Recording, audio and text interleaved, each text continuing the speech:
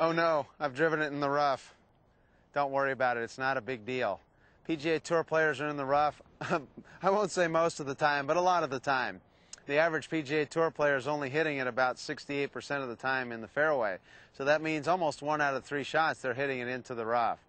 Now again, we've learned a lot of good stuff about the basic technique, but no golfer is complete without the clear idea and understanding about how to hit out of the rough. There's nothing like hitting a nice drive down there that just trickles into the rough and all of a sudden you hit a bad shot because you didn't quite know the technique. So we want to be crystal clear on this shot too.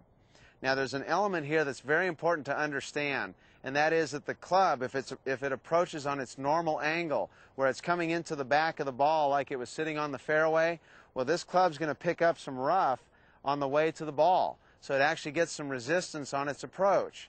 Now this is really going to kill our shot if we don't watch out for that.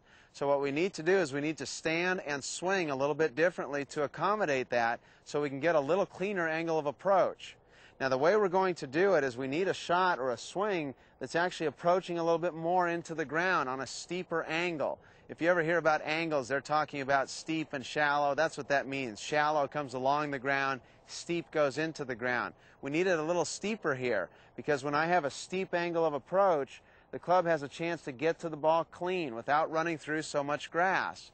It can get a little more of a pure transfer of energy into the back of the ball at that point, so I have a chance to make some good contact. Now, to get this steeper angle of approach, what I'm going to look for is a ball position that's a little more back in my stance. That means for a right-handed golfer like me, it's over toward my right foot just a little bit.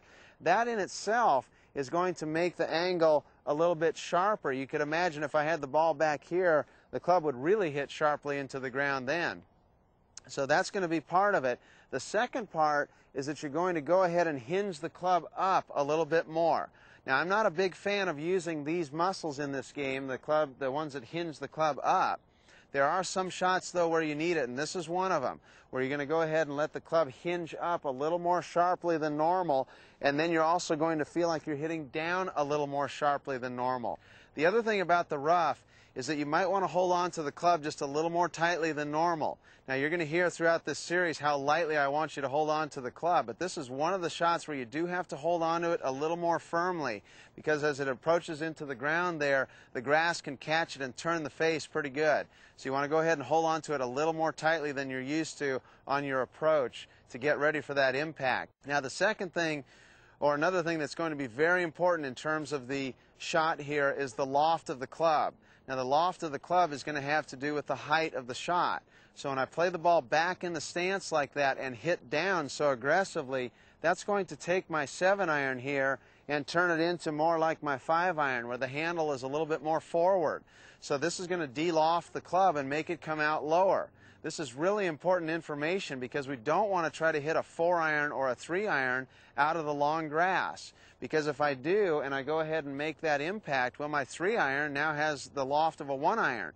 So the ball is going to try to approach on a very low angle. Of course, it hits the grass right there, and you might take a nice full shot and hit it about 10 feet. Now, you will have some circumstances where that ball is really sitting down, in which case you'll need a lot of loft to get that ball up out of there. It's going to take a very steep motion and a very driving motion down into the ground to be able to hit it clean. So the more down it's sitting, the more you're going to have to hit it in this fashion and the more loft of the club you're going to need.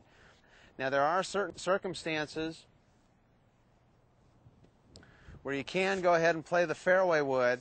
It's going to tend to sweep just a little bit more if the grass isn't too long. And the only thing I could say to you on this one is it's going to take some experiments to go ahead and see what you can handle and what you can't. So take a look at the lie, a little bit of practice, and you can get the feel for it. But the main theme here is steeper angle of approach, ball a little more back in the stance, gouging down on it to catch it clean, and use plenty of loft so you can get that ball up out of there. Well, I hope you enjoyed our time together today. Hopefully that knowledge now will help you to get over the hump to string together more of those consistent shots, and that'll lower your score like crazy. Make sure to visit our website at golflevels.com. I'm Roger Gunn, and I'll look forward to seeing you at the next level.